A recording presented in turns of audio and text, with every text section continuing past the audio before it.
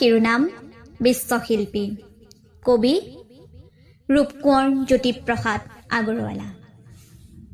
শিল্পী মই তিনিও কালৰ, অতীতৰ, বৰ্তমানৰ, অনাগত ভৱিষ্যৰ।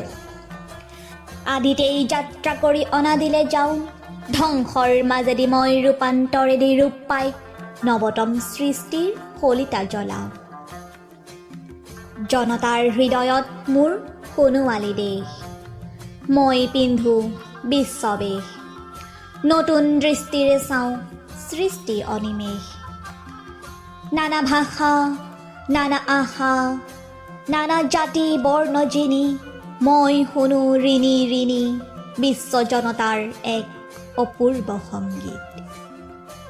সেই সংগীতৰ প্ৰতিধ্বনি তোলো মোৰ গানে সুৰে, সাম্যৰ সমৃদ্ধিৰ সৌন্দৰ্যৰ মহামহত্বৰ পাতিবলে শান্তিৰ নৱলোক এই পৃথিৱীত।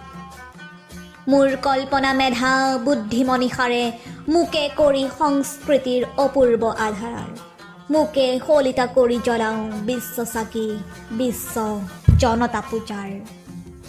সেই পূজাৰ প্ৰধান অৰ্ঘ্য কৰি মই মোকে দিওঁ উপহাৰ, মোকে কৰি সুৰসু প্ৰচাৰ।